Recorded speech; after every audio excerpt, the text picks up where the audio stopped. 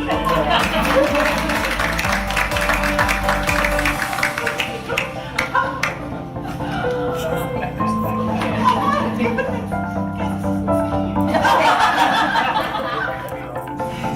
Stephanie Caines, you've got Miss Proctor from Hosman here. And Miss Pierce from MSC. We just want to say how much we appreciate you, all of your hard work, your dedication, your positivity, and your ability to come into a situation and turn it around in such positive ways.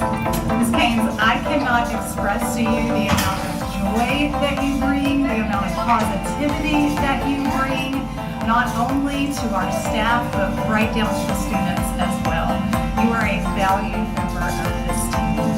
So, with that being said, we want to congratulate you as Taylor ISD's July 1+ Superintendent Coin of Excellence recipient. We're so proud. Congratulations.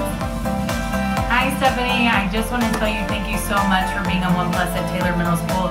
We could have not gotten through Science Fair without you. You showed up every day. You supported every student that had involved themselves in Science Fair, and we just want to say thank you so much for all the hard work. Congratulations.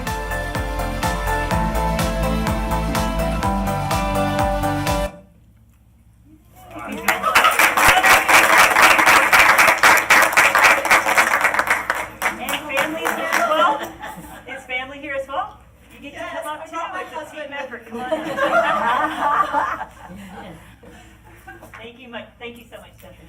Oh my gosh, this is so wonderful. Congratulations. Thank you for all you do. Congratulations. Yeah, congrats, thank you, Yes.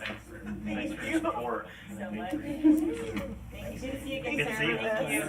Kids are so fun. Oh, congratulations. All right. Come on, we have to hug it out. All right, Stephanie, here's your coin. Gotta get in the middle. And then Oh, I this has got to go in the front yard. So Stephanie, Yes. going out. She's representing all Yes. the way out there. Yes. All right, come on. Middle, front, center. Oh my gosh. Come on in, sir. All right, we're ready, Christian. All right, everyone, look over here. Ready? 1, 2, 3. Got it. All right, thank you guys.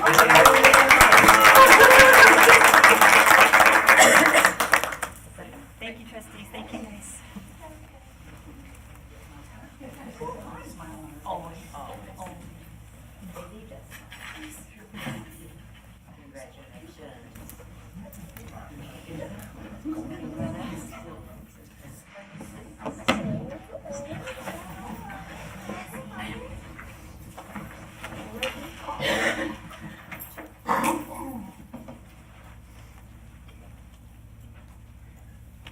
I don't believe there are any public comments today.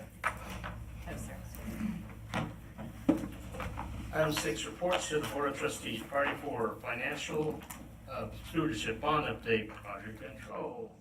Hello. Hi, I'm Leslie McCracken. I'm with Project Control along with Aaron Mullins, and they've sent me in his stead to come present to you today. So our first slide is going to show what our consent agenda items are, as well as our purchase approvals that are on for this month. You can see our top 3 are our professional services that kind of take all the beginning work that we have to start early in the process. So these were all RFQs that we did, I believe, back in February, and we have now moved to getting their contracts reviewed through TISD's legal, and they are ready for y'all to sign. So our first one is our geotechnical and material testing, which is Robert Kistner. Hazardous materials is Bear Engineering. Commissioning and test and balance is EMA. And then the fourth one on there is our third alternate architect. So y'all have already seen 2 of the alternate architects that were chosen, but this is the third one that just took a little bit longer to get through for contract review. So below that, the purchase approvals, you'll see SAM is on there, which was a master service agreement y'all saw last month that y'all went ahead and approved the master service agreement. But this is for an encumbrance of up to $150,000. So that we can start work on surveying. So surveying is going to be one of those very first processes as we get moving on something like the high school and on the multi-purpose facility. It's going to be one of the first things we have to do is kind of figure out where we're putting it and what the land looks like. So surveying is our first thing, and then Robert Kistner for the geotech, which would come in right after surveying. another encumbrance of up to $150,000. And we currently don't have any quotes from them that give the exact details of the work they're going to be doing. This is just to set it up so that once they do give us those quotes, we have at least up to $150,000. And we've used those numbers based on historical numbers that we took from the last bond to kind of get us started on that. And so those are the two purchase approvals you'll see. And then next, as Aaron said, we're going to be in the same, I think he said it last month, we're going to be kind of in the same process for a bit, doing community engagement and programming. So we've been working with BLK. We have 2 launch activities, I believe, since our last board meeting for Taylor High School and Taylor Middle School. They were both great. We got a lot of input from the communities. There will be, in the next month, we'll have launch day 2 for both of those projects again. And then next month, BLK will be coming and presenting and telling y'all how those launch programs have gone and kind of what's leading into starting design. I believe schematic designs will be after that. So they'll be here next month to be able to give y'all an update. And then community engagement, also we met with White Construction. We had our first meeting with them last week that went really well, getting to talk about kind of schedule of how we engage with the community, what kind of updates do we want to put out, what kind of videos, how do we let them, keep them updated and make sure that they're getting to get excited about all the things that we're working on too. And then last is the continued programming, which launch kind of feeds into. So, and then next we have our schedule. Nothing has changed from the last time that you've seen the schedule. This is just a continuation of what you've seen. And then also next phases, like I said, we're kind of still in programming and community engagement, and then continuing to build out scope and budget. So I think that's it. Does anybody have any questions? Questions? We're good to go. Thank you.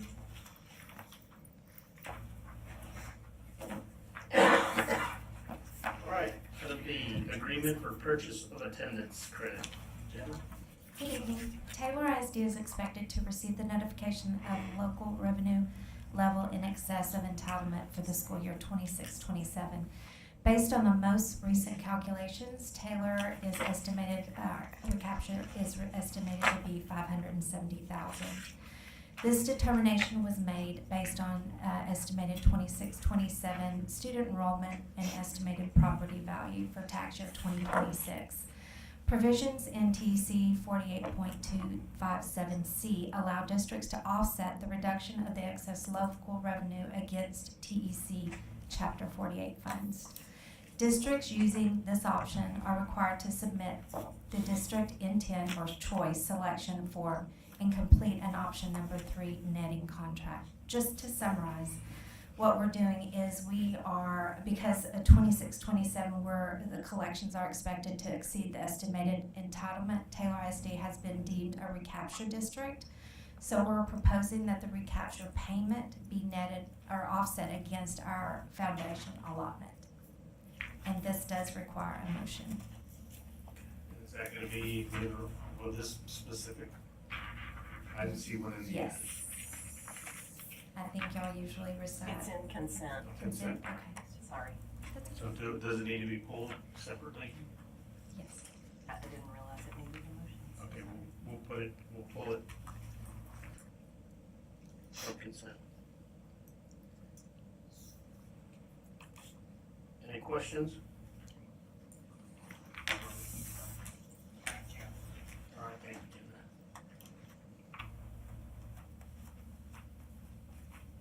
All right, next, item C, excellent student outcomes, safety and security, ensure safety and well-being, student surveys.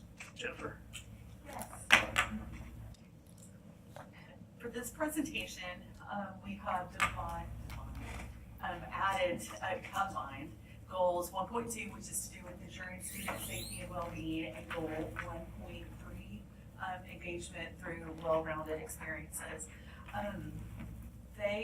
This is based off of a student survey that we gave to all students who were in grades 3 through 12, and we asked them these particular questions.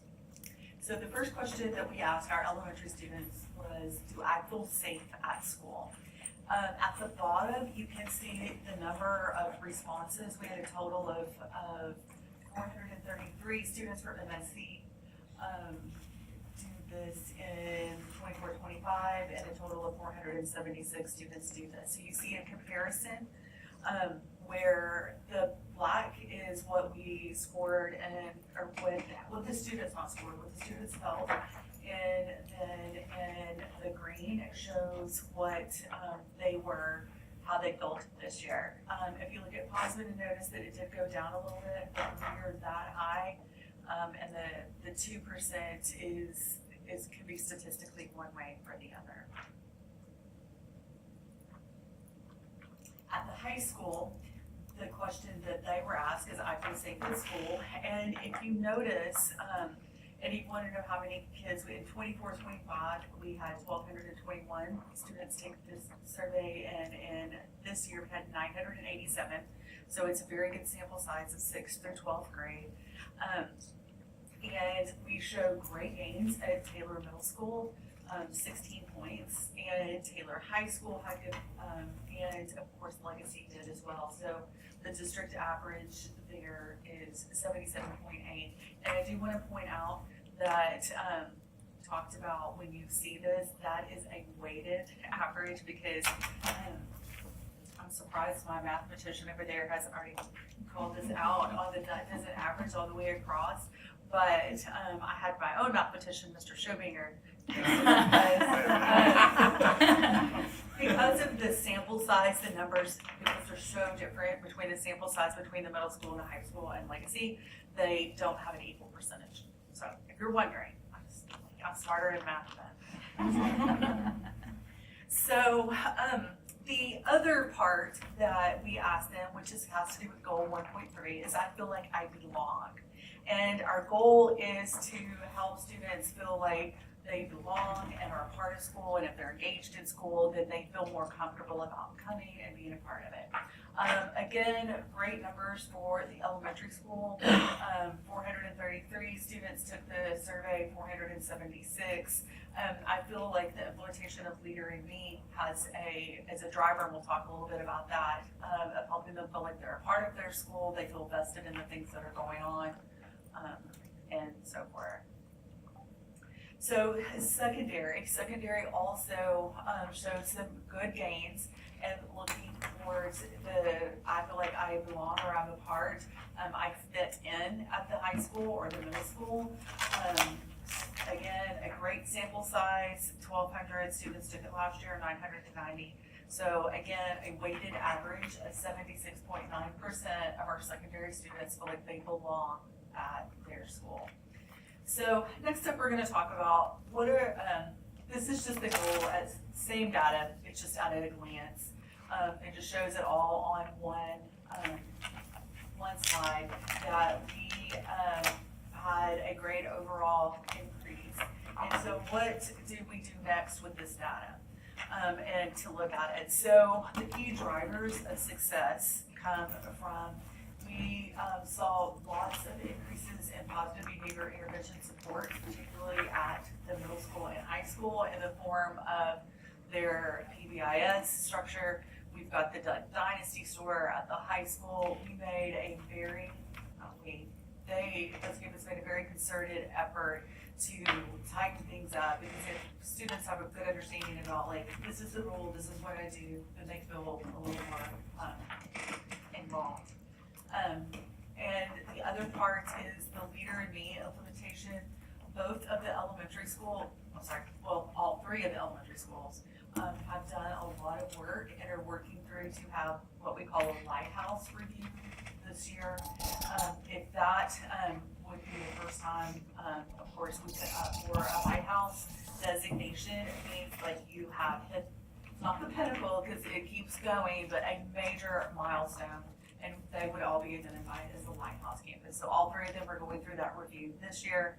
And again, I feel like that is making them really, we have school-wide jobs, the kids have classroom jobs, they have student council, Lighthouse council. I think that structure is really helping our schools, our elementary kids feel like they have a part.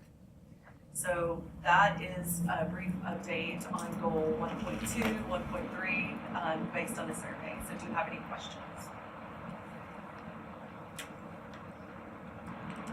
We're good.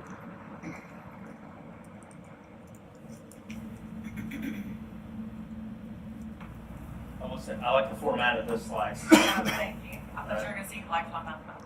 No, I like it's very clear and intuitive. Seems simple, but it wasn't distracting with different.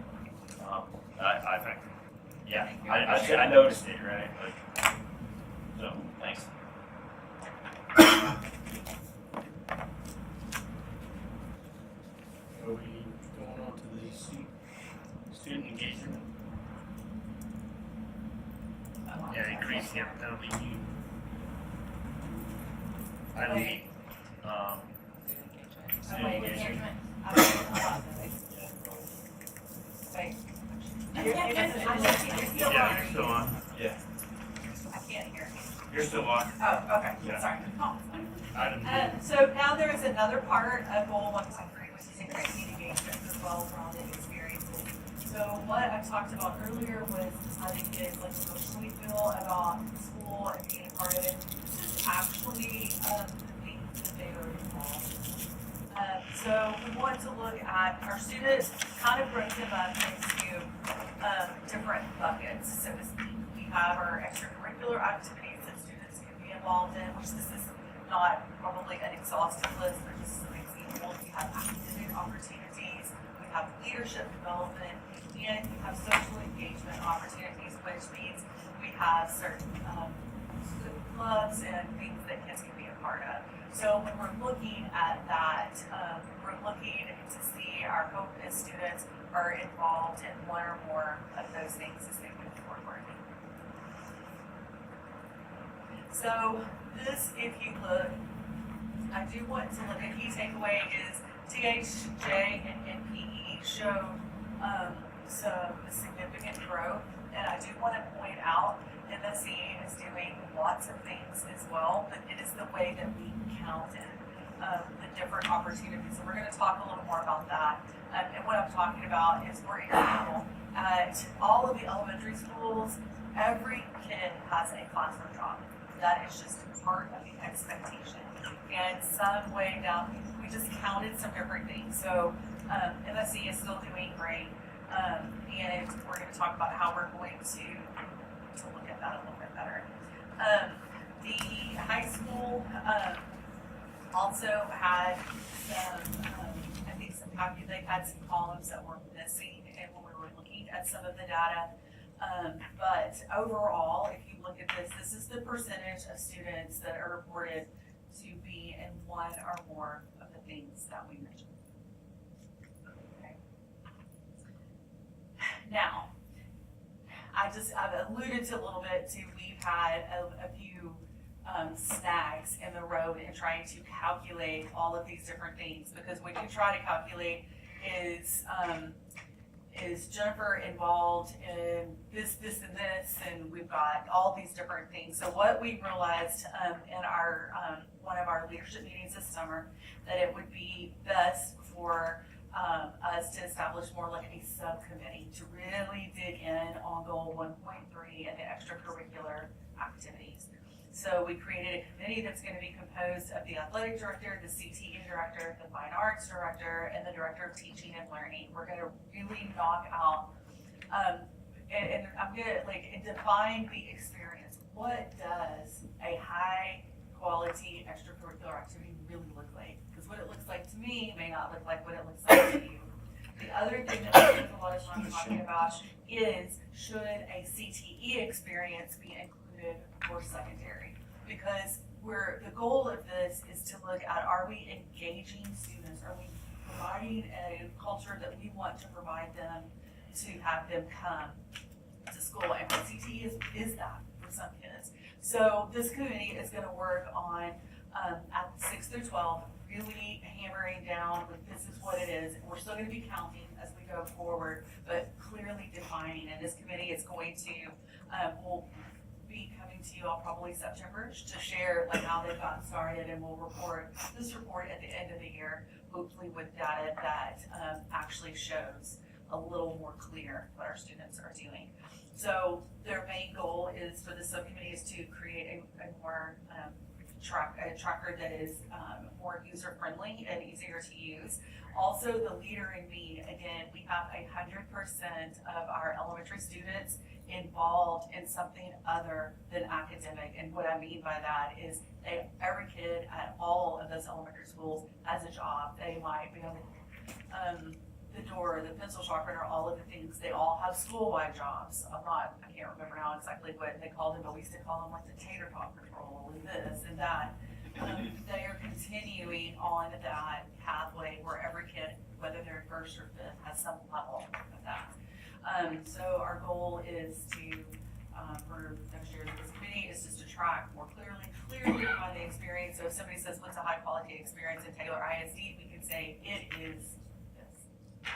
So, any questions? Yes. Just curiosity, as far as like some of your social clubs to track kids, is that just a simple sponsor turning in a list of people who signed up? And the second part of that is to count them. Is it just that they signed up or they attended so many meetings? Is there any criteria? I'm just Well, curiosity. That's what we were learning. Some groups have criteria and some don't. So that is the charge of this committee, is to really iron out, okay, what is, because we've talked about athletics, for example. How many kids started the season, and did they starting count? What did they finish? What did grades? All of these things. So that is what this committee is going to be working on. So we can really clearly define, to me, it's more than just saying that. But we've got to be on a consensus because we've got other people out there. That's what makes this goal so hard to kind of track, is you've got your club sponsors, your coaches, all of these people are all spread out across the district. And it's just been a challenge to try to collate all of that and collate it with the same parameters. So that is our goal. And because you end up with like one-off committees like prom or, stuff like that, so. Yes. Jennifer, can you say who is leading the committees? The Uh, directors? Yes, so the athletic director, Coach Flowers, the CTE director, Stephen Beagle, the fine arts director, Tara Greenberry, and the director of teaching and learning, Abby Turner, will be meeting. I'll probably be popping in and out at some of those meetings, but you will see them as a committee give a little report in September of their getting started. Any other questions? Thank you, Jennifer. Next item E, attendance update, Ms. Danielle. Good afternoon, President Ortiz, Dr. Garcia, members of the board. So today I'll present the attendance report for the 25-26 school year. And those are in line with our goal 4.2, ensuring fiscal responsibility and financial management, and goal 1.1 being increase academic achievement. Okay, so with our attendance plan, we're aligned to increase academic achievement, and ensure safety and security of our students, increase engagement, and our college and career readiness. So looking at our performance and our future goals, the second column have our goals, or what we ended up with in the 24-25 school year as far as our percentages, our attendance percentage. And then under the third column was our attendance percentage for the 25-26 school year.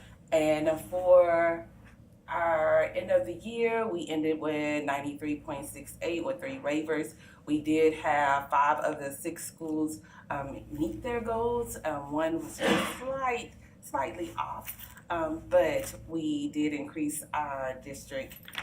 We didn't meet our goal, but we did increase our attendance overall as a district.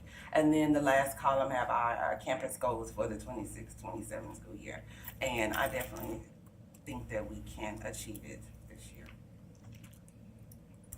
We will continue with our district-wide strategies. One with our daily attendance notification. We do the daily all calls. We have a team at each campus, and we'll continue with that. That was very successful, especially when the campus principals or their teams would make those phone calls prior to the ADA class period. TA did start a principal verification or an attendance submission every 6 weeks.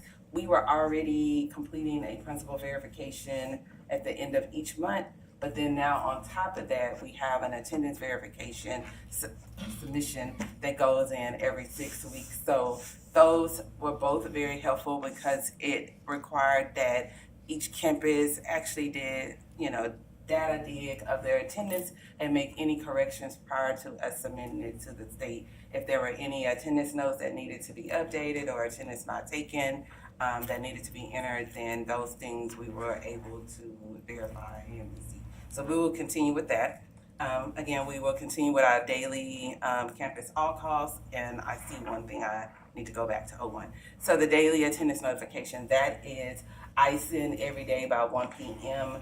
what the current attendance rate is for each campus, and if we met our goal. So that goes in a principal chat every day. CIS was a great support this year. CIS made attendance calls, they did home visits, so we will continue to partnership with them and have them go out and make those calls. And students do not have to be on their caseload for them to assist with the attendance procedures. So they do have their own personal caseload, which they will do those home visits, but they can assist with those daily attendance all calls. We will also continue with our preventative cleaning. So if for some reason our attendance rate is low in, say, one campus or one grade level, Mr. Verano and I will communicate, and I will send him the campus and whatever grade level it is, and then he will get with his staff to do an extra deep cleaning of that grade level. We don't do by class, we do by grade level, and Mr. Verano and I work together on that one. We will continue with our targeted home visits. Mr. John Matthews and Ms. Yolanda Watson are really great about that. We will just reach out to them and they will go out and they will do the home visit. Most of the time they already know the family or the student, and so that's a great partnership. But we also do that with CIS, so we use both and we tag team as far as home visits. Transportation, it's not listed, but they also help us as well. So when we make those all calls, sometimes the parent may say, oh, my kid barely missed a bus, or I don't have transportation today. And Mr. Caldwell works with us, and he will go back out and pick up the student. Even if they are not technically a bus rider, if I call him, he will go back out and pick up the students for us. So that has been really helpful. And then we will continue with our truancy prevention measures. We have the attendance clerks and the registers, we meet monthly, and we have steps that a procedure that they follow as far as the letters, the phone calls. There's an attendance 101 video. And so we have measures that we take, that we implement at each campus to try not to get to truancy court and to try to explain to parents the importance of their student attending school. Okay, we also, if y'all remember at Convocation, we had our highest performance school award and our most improved student attendance award, and we're going to continue with both of those. We are going to change up the most improved student attendance award just a little bit and make it where it's a special student assembly and not just the plaque. But we still have the plaque. It will continue to move from campus to campus, and then we have the large trophy that again will move from campus to campus, but we will continue with those incentives, the campus-wide awards, and they're not just for students, it's for staff as well. The 3 campuses that we will again focus on this year, not saying that either of the 3 are doing anything wrong, but we will strengthen the plans at THJ, which their strategy is making learning fun, and we're going to continue with that. That was really successful this year with the daily incentives, the weekly incentives. But the area that we are going to really hone on is the truancy under the age of 6, or the attendance for the students that are under the age of 6. So our pre-K students, with them, a lot of parents knowing that they don't technically go to truancy court for any student that is 3, 4, or 5, we have created a new truancy prevention plan to try to help alleviate that and get those students to school and explain to the parents why it's important of those students actually being in school and getting that foundational academics, so when they're going to kindergarten or 1st grade, they are prepared. And then again, also the rationale, explaining to the parents and the students why like missing school, why it is important to be at school and what they are missing when they are not at school. So THJ will continue with those. They were very successful this year and with the incentives that they had. Next will be Naomi Posman, and this one is more of a focus area of things that we are going to incorporate more, and one is the parent engagement. So just getting the parents more engaged. At Meet the Teacher Night, a lot of the parents update their information on the teacher sign-in sheets, but they don't do it in Frontline. So we discussed taking those sign-in sheets and using that to update Frontline to make sure we have the right parent information, because sometimes those letters and those emails and phone calls are being kicked back because we don't have the updated information. So working on a process of updating all that information. Also on the PBIS incentives, going from the 9 weeks to celebrating more weekly and bi-weekly, and doing classroom celebrations versus just the individual students. So those are some of the things that Naomi Posman will focus on this year for attendance. And then high school, again, they made great gains this year, and those we will just continue to strengthen those systems that were put in place this year. It was very, very successful with them having the 2 additional APs this year, and then now them having office hours and them being strategically placed either upstairs or downstairs during passing period definitely helped with the tardies and attendance. And so continuing to strengthen that, continuing with the Duck Dynasty and the PBIS incentives, you would not know like how excited high school students are to receive those duck bucks. And so the main thing with the high school is that tardies in the skipping class. So being more visible in the hallway during the passing periods and during the time when they're supposed to be in class, having those APs out in the hallway and those, I don't know what Mr. Coulter is called, but Mr. Coulter having him out in the hallway during class time as well. Any questions? Yes. Trustee Westerman, then Trustee Carter. Can you remind me what PBI stands for? Positive behavior intervention supports. Did you? I didn't, but it will in a way. She kind of touched on it while you were talking, because I was gonna ask, like, did we have a percentage of actually what went to truancy court this past year overall? Do we know? No, I would need to. But get minimal? extended. But No, high school, I know there were 80, I want to say 83 or 86 cases that went. I don't know the other numbers off the top. that's okay. But I I can just send was it. wondering. So Yes. Kind of follow up with the truancy court. Do you get good positive response from Judge Redden? I mean, as far as, does she kind of scare them into? it's her to sing it. Yes and no. She's not a Judge Hobbs, but yes, she does. And so, and we've had many meetings, and she would like for us to submit our truancy paperwork sooner because she wants to be more proactive and she wants to do more, but she needs our cases filed sooner so she has more time, because you're only allowed within that school year. So if we file in April, it's kind of hard for her to implement some of those procedures or things in her court with, and then it rolls over to the next school year and it doesn't count anymore. So me and her have had a few conversations. We have a meeting maybe next week with the attendance clerks to talk about our updates for the 26-27 school year. But we already have a meeting scheduled with her for just Taylor to talk about how to submit our paperwork sooner. She wants it right at the 10th absence, and we were waiting, and that was based on my instruction, because sometimes they may have notes to turn in, but now we're gonna do it sooner. I think Trustee Miller had a question. Yeah, well, in a couple comments, I got about 3 small topics. One, like the increases on the attendance is fantastic. It's, you know, they're yes, I know. Thank them. Yes, yeah, and that's to everybody. Yeah, for the good of the order, right? because even though our enrollment went down, that percentage went up, so it's even still harder to do yet. Can you help me understand like some of the home visits? What boundaries do we have to stay within? What are we allowed to do on the home visits? So You said targeted home visits on that. Yes, so if we know that the student is, say, I can think of one student that I needed to come to school because she was an achievement student and I needed her to take a test. So Mr. Matthews went to the house and he was like, I'm not leaving until she get in the car. And so he stayed and he brought her. And so it's easier for him because it was both him and Miss Watson, so they go together and tag team. And then the parent was like, oh, I didn't know it was a test today. Yes, she needs to go to school. And she got in the car and then she came to school.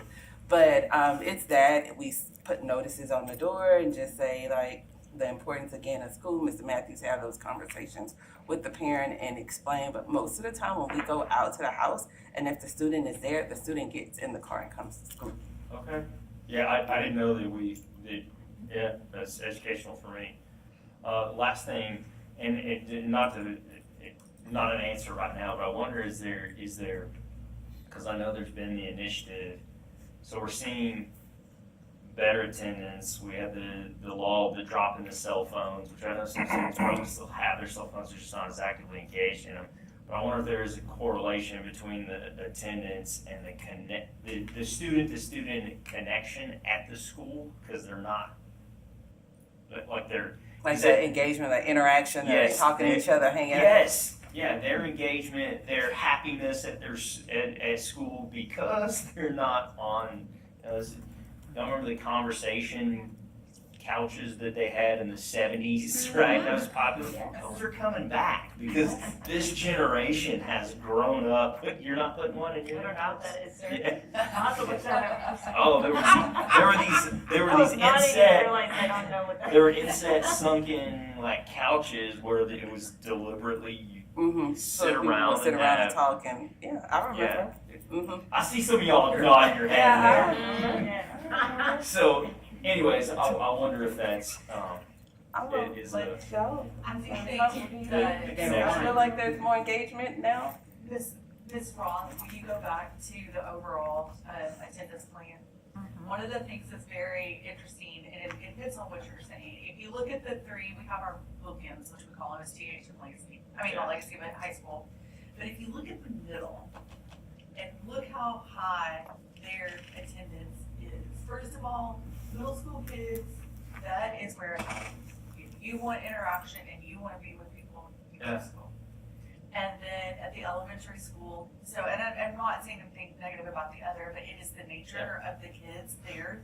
They're wanting to connect, just like you're connecting. And so I think it's twofold. I think their age and their, as a part of it, also these other things just make it even higher. Because like with the middle school, they had an overall average of 94.5 for the whole year. Like, they want to come to school. And Jamie's crew did a good job of getting the few that weren't. But I guess I'm just saying, yes, you're on the right track of what you're saying. Yeah, well, and that's my point is I think we identify as that an opportunity, right? Like we're doing our SWOT analysis. It's a strength that we see and an opportunity that we have, and we try to capitalize on it if it's a good trend. So we keep the snowball rolling. Anyways, that's it. Sorry to be long-winded on it. I plan on being quick. Trustee Tim. Has there been any investigation in a program that used to be here, and it was judge ordered? It's with the parents and the kids. They had to meet a certain night, and the kids in one room and the parents in the other. Parents got an education on some things, kids did. Then they came back together and talked about things, and maybe, had some homework or something. I mean, it was really, it was called Positive something. I can't think of the second word. And it was John Matthews and, what was her name before it changed to Maddox? But now we do attendance 101 video.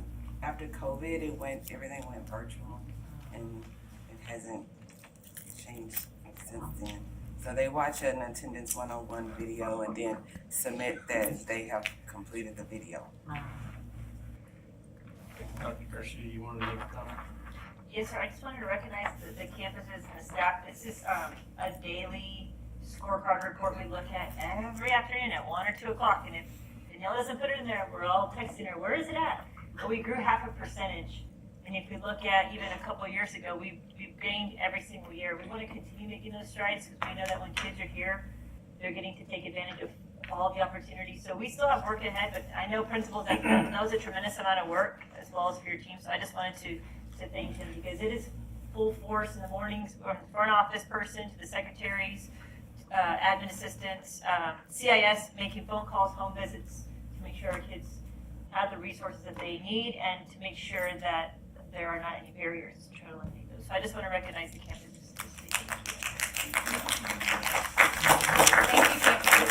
Any other So we questions or comments? Yes.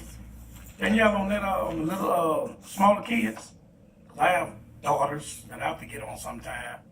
Son, it's more the mother than the little 4 and 5-year-old that don't want to come to school.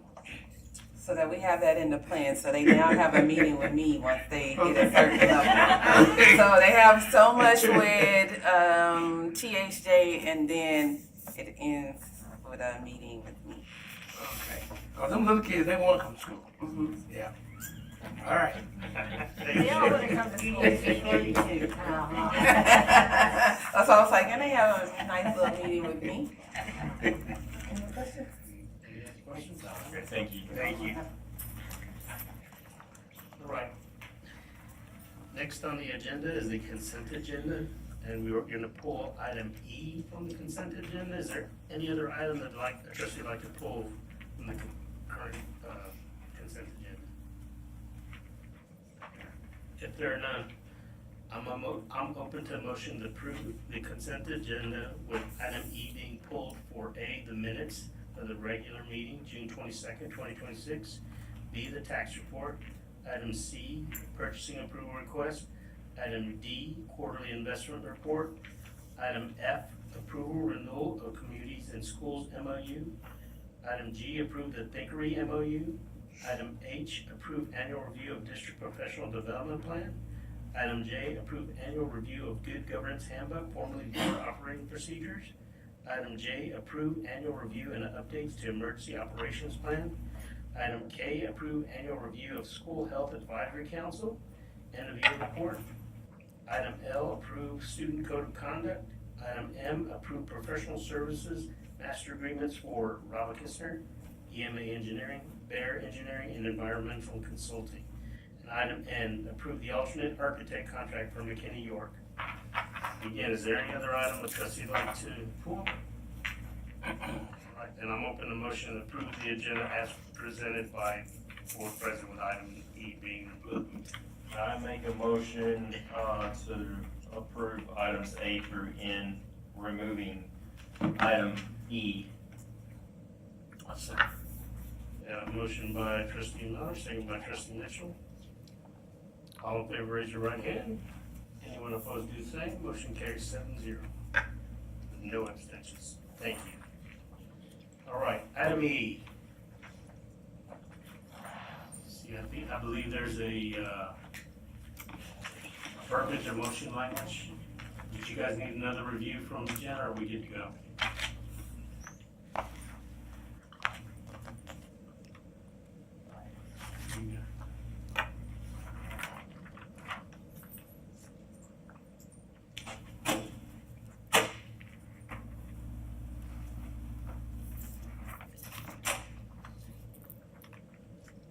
Okay, there is the motion language on there.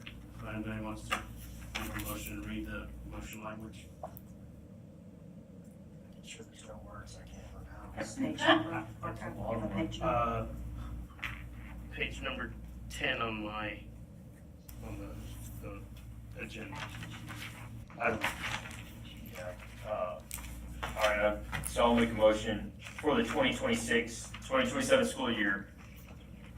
We delegate contractual authority to obligate the school district under Texas Education Code 11.1511 C4 to the superintendent solely for the purpose of obligating the district under TEC 48.257 and TEC Chapter 49, subchapters A and D, and the rules adopted by the Commissioner of Education as authorized under TEC 49.006.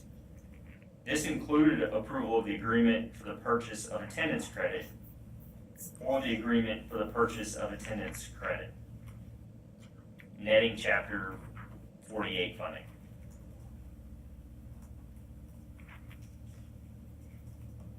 I have a motion by trustee Mallard. I'll second. I have a second by trustee Westerman. In this case, because it's pulled from the consent, is there any further discussion? If not, all in favor, raise your right hand. Anyone opposed, do the same. Motion carries 7-0 with no abstentions. Thank you, trustees. All right. Item 8, new business. A, consideration of possible action to approve resolution to pay staff for July 2nd, 2026 emergency closure. John? Good evening again, thank you. This is a resolution that we are proposing for the emergency closure due to the emergency threat we received on July the 2nd. We are hoping, it was an option that the employees were able to leave early. Those who could complete their work at home were able to do so, but there are those employees that weren't able to take that work home, such as custodians. We are requesting that those employees are paid for the day and that we do have certain positions that were required to stay to complete their business, such as payroll. There were those type of positions that needed to complete before they could leave, that we are requesting premium pay for those positions. Yes. This is totally off. It's not off the subject, but just something funny. I was driving by Posman and I had already heard, that there were the threats. And the guys from the gas company were working right outside. I stopped and rolled down my window and I said, you might want to step away from the building because there's and they went, oh, thank you. Okay, thank you. They were working for the gas company and it's like, okay, probably not a good place to be. So anyway, they were able to take their business elsewhere. Any questions or? If there are none, I'm open to a motion to approve the resolution to pay staff for July 2nd, 2026 emergency closure as presented. I saw move. A second. Motion by trustee Tennell, second by trustee Mitchell. Any further discussion? All in favor, raise your right hand. Anyone opposed, do the same. Motion carries 7-0 with no abstentions. Thank you, trustees. All right. Item B, consideration of possible action to nominate and elect 2026 TASB Convention delegate and alternate. So, as a group, we're not going to TASB, so I don't see a need, but I don't know if anybody needs to go to TASB to complete some credits. If so, we can nominate that. If not, we'll just kind of skip over this agenda item and not submit a nominated convention delegate or alternate. Good to go? All right, we're good to go. All right, item A. Item C, consideration of possible action to approve endorsement of TASB Region 13 Board of Directors candidate. So, in the past, we've received endorsement requests from trustees looking to get on the TASB board.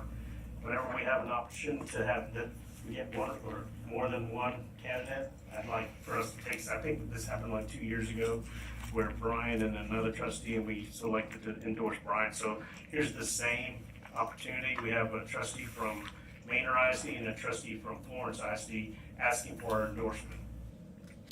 If you have any questions, or hopefully you had time, if there's somebody that you guys feel as a majority we want to endorse and support, we can open up a nominations and endorse that individual. If you had any questions on this, I can try to answer them as best I can. But if you see something that you liked or something that you read, let me know and we can open up the floor for nominating for endorsement. Is this somebody, just the right process, is somebody that would be kind of our, like in any other elected position that we're choosing to represent Region 13? Right. It'll be like, right now we have 3 directors, 3 board of directors that represent Region 13. And Brian, and I think, she's from Austin ISD. She's, her name escaped my memory, but they're the ones that are currently holding, and I think we have an incumbent that's also running. I didn't get any requests from him, but those are the candidates that are like saying, hey, would you support me? So, just so you know, I think, Florence ISD is a kind of a rural ISD. Manor is not a big ISD, but it's more like, I'd say mid-size ISD with about 9,800 kids. About 10,000. Yeah, oh, there's 6, okay. So. And I appreciate them asking, and I do feel that we should act, whether it's for or against, for somebody in particular, so. Even if we're not gonna be represented with a vote? What do you mean? Well, like we Oh, chose with the not to do the delegate. Basically, because they're gonna take this, and if they get enough endorsements, the committee for the TASB will select that, and that's what TASB's gonna do anyway, because I wanna say that, TASB they submit paperwork, their applications to begin with, and they're trying to get that threshold to where if they submit enough get enough endorsements, it's kind of like an automatic, and I think Brian did that last year. The year before, I think he was just shy, and so they went with another, but he was able to come back and get that seat, because it was appointed to somebody in Liberty Hill, but he was able to get that, so it's one of those, it's like, their endorsements, just trying to help them get to that threshold and get recommended by the TASB board of directors that sit on that elections committee, if you would. I just personally think we ought to endorse the nominee, for lack of a better word, who's represents the smaller district. That would be my vote for consideration. And I'm gonna open the nominations for Florence ISD trustee. Do I have a second? Second. We have a nomination just to support, where's that? Florence ISD trustee. First, motion by trustee Wallace, second by trustee Tell. Any further discussion? All in favor, raise your right hand. With endorsement. Any opposed, do the same. Any abstentions? I'm going to abstain. So we had, did you get that, Vicki? 6. It was 6, 0, and 1. Thank you, trustees. Vicki, would you be able to contact, I can contact him or you can contact him? I can. Okay, thank you. Thank you, trustees. All right, consideration and possible action to approve revision of FD local and FM local SB 401 homeschool UIL per Dr. Garcia. Thank you, Mr. Ortiz. In the 24-25 school year, UIL required schools to opt in by August 1st to allow non-enrolled participation. And under this new law, non-enrolled students are eligible to participate in our district's UIL activities unless our school board opts out. Non-enrolled students may participate in UIL activities at the school closest to the student's residential address. That does allow non-enrolled participation if the district in which they reside opts out of non-enrolled participation. Additionally, non-enrolled students are allowed to transfer to the closest district that does allow non-enrolled participation if their home district has opted out of homeschool students' UIL participation. You heard Coach Flowers, our Director of Athletics, give an update on accountability and some of the things that we have found this past year. And so it is our recommendation that the Board of Trustees approve the option to opt in to allow homeschool students to participate in UIL activities for the 26-27 school year. And we will also reevaluate next year to see how this works out, if we need to modify or adjust. And at this time, that is our recommendation. Any questions or? So we can jump in and jump out? Yes, okay, good to know. Is this homeschool and private school or just homeschool that Just would qualify? Just homeschool. So they're attending like St. Mary's or whatever, that doesn't qualify for this, okay. Just homeschool, correct, Danielle? Any other questions? I just appreciate last last meeting where we got more information. I think Anita made that comment that this was more information than we had previously, so thank you for that. I know Coach Flowers in here, but if you're here, and thank you, sir. He said coaching school, but I'll relay to that. Right, and yes. No, just a quick comment, and to rehash even for Rachel, if it helps at all. Like, so this was brought to us the first time last year, we're like, well, let's not do it this year and see how it goes, and then I think, again, the board being open to like, hey, we did it for 1 year, and right, now let's try it the other way. I think we'll look at it again next year, right?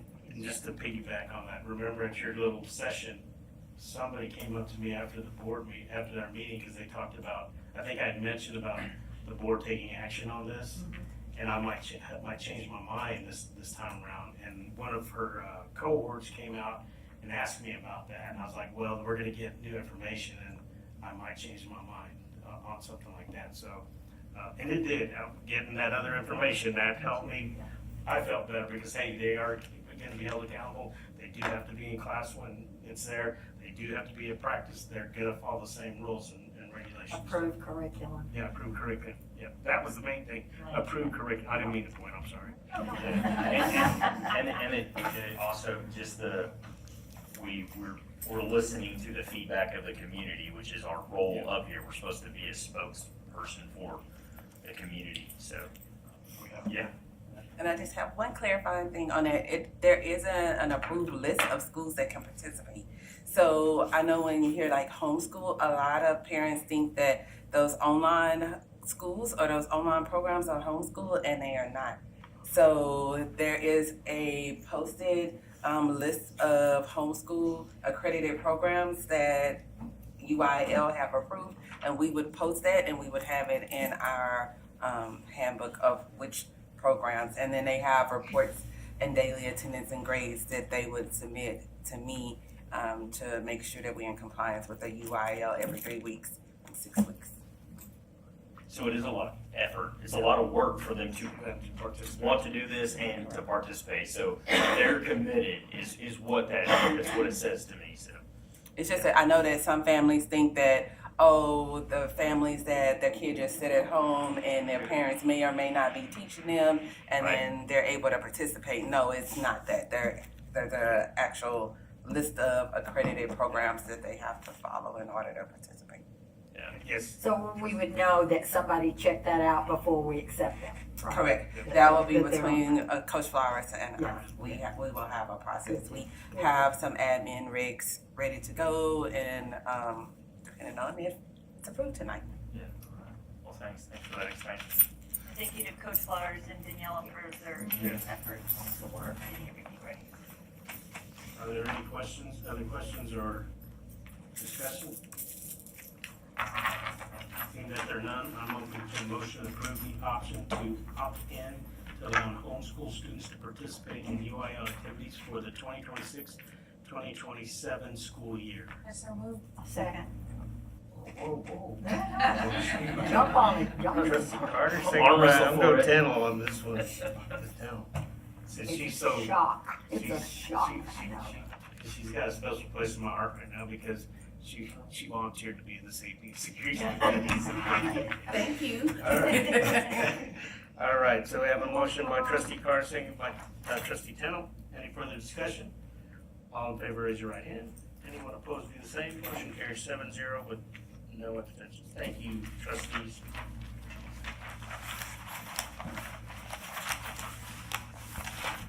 Handbooks for information only. Trustees, you had an opportunity to read the district student handbook or the district employee handbook. Did you have any questions, or these were just information items? All right. Item 10, personnel items for information. This is information again. We had resignation of personnel, we had election of personnel, and then notification of election personnel under district innovation for the 2026 school year. We are going to be in closed session. If any of these come up, we can discuss them then. Next, oh my God. Yep. Moving right along. Calendar. August 4th, 2026, convocation, 8 to 11:30 a.m. You know what? We should have had the July 24th, the intern ceremony this Friday for Samsung. You guys should have gotten an email. So August 4th, 2026, convocation, 8 a.m. to 11:30 a.m., Taylor ISD Event Center. August 8th, back to school fun fair, 10 a.m. to 1 p.m. at Taylor ISD Event Center. August 12th, first day of school. August 17th, regular board meeting at 6:30. August 20th, Duck Day, 6 p.m. at Taylor High School Stadium. All right, just remember, you should have received an email, and I think Michelle Blaze wanted a response by Wednesday if you're able to. If you didn't get that, let me know and I'll forward it. This one will be in Holdsworth, though, right? Oh, that's right, you guys are at Holdsworth, okay. Well, those trustees will be here in attendance, myself included, and I think Ms. Campbell. Ms. Campbell will take my place. Perfect. Marco, can I plug the August 8th back to school fair? Yes. I know John Matthews is still looking for volunteers to help Okay. with that. There'll be a setup the day before, that Friday. Hours for that were still to be determined. He hadn't set those yet. Okay. But if anybody has availability on that Friday or that Saturday, if you want to let me know, I can send you the Google form. His wife is a techie, so he has a Google form. Don't give John credit. I'm gonna give John all the credit. So I'm gonna share a story about John Matthews. So, this is something that's gonna be with us forever. So when my kids were going to Northside, he was still doing everything. We're doing donuts for Dad, and I was trying to embarrass my twins. So I'm like, I'm gonna go ask him for 2 donuts since I got 2 girls. So we got up again. I'm trying to embarrass my kids. So I go up there and said, since I have twins, do I get 2 donuts? And he tells me really directly, no, you don't. Sorry. So to this day, when I get with John Matthews, we talk about that. It's so funny. He goes, is that the only thing you remember me by? I said, no, that's going to be our time. Damn it. Sorry about that. That's part of the future agenda or food for thought, okay? Right, need volunteers. All right. Suggestions of future agenda items or food for thought? I just have one comment. I want to recognize and honor a former employee, Amy Belusic, a trusted, unbelievable math teacher at Taylor ISD for I don't know how long. Her services are going to be August 8th, I believe, at the Christian Church across the street. She will be missed.